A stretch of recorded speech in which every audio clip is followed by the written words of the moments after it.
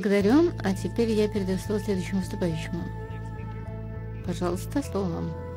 Председатель, Туркменистан, объявивший себя демократическим государством, уважающим права и свободы человека, в действительности превратился в страну с диктаторским режимом управления.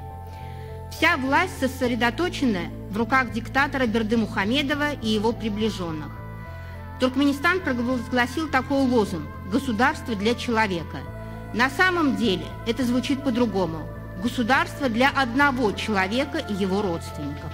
Причем вы можете это увидеть сами, когда посмотрите центральное телевидение страны Туркменистана, где все чиновники правительственного аппарата коленопреклонно припадают перед Бердымухамедовым ниже пояса.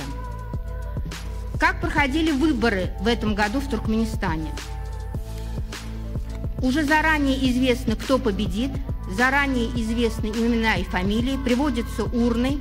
Если это строительные площадки, где работают люди в количестве от 3000 рабочих, то заранее уже все написано и ставится галочка, через 4 часа эти урны увозятся. Также это происходит и в армейских частях, где служат солдаты, заводятся урны, заранее все это выставляется и увозится. То есть у нас не скрывается, кто победит на выборах и чья кандидатура пройдет.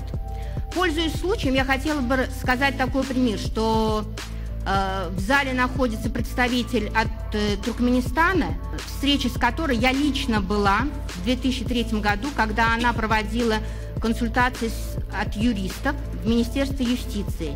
На все мои вопросы, когда я ей задала, она сказала, что она не знает, ответить и помочь она мне не может, а она знает, кто за все отвечает, и это единственный человек, президент. То есть все наши чиновники, все заранее знают, у кого и кто что решает. На данный момент, по сути, страна, имеющая статус позитивного нейтралитета, превратилась в ханство, управляемое монархом Бердымухамедовым и его родственниками.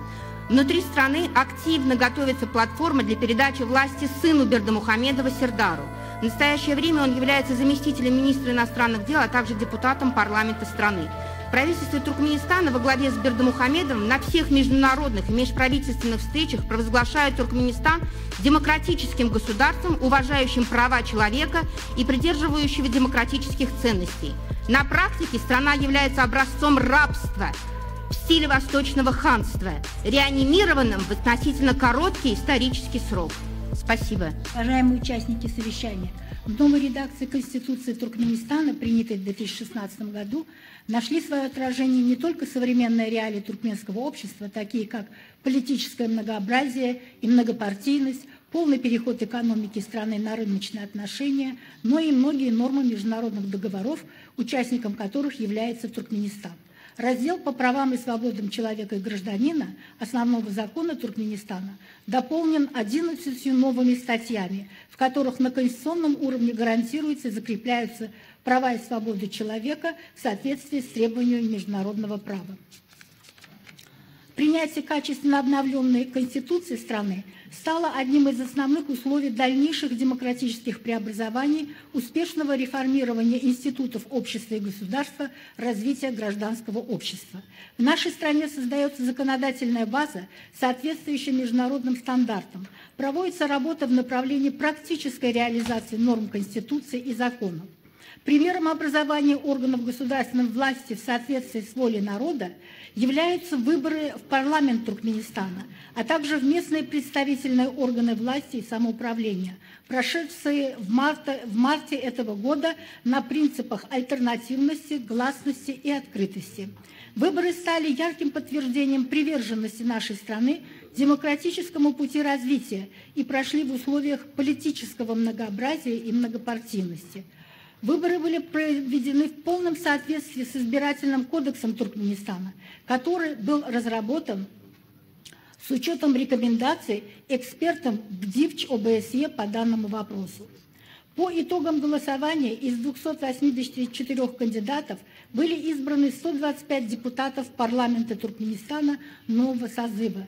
Среди них 24,6% – это женщины.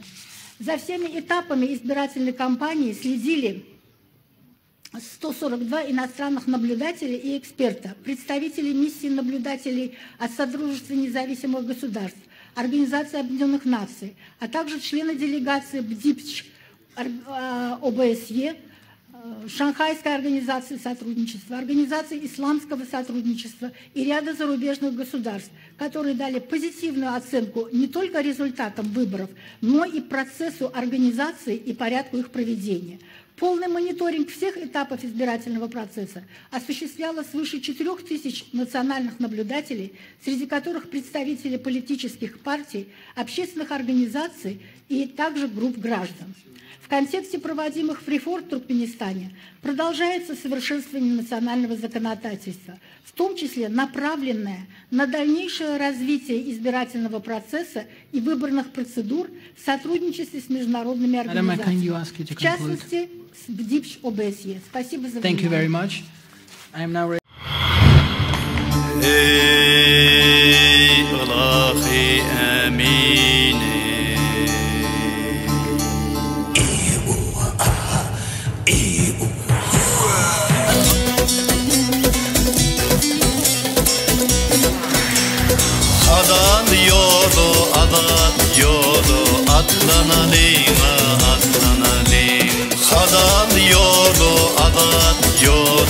Atlanalım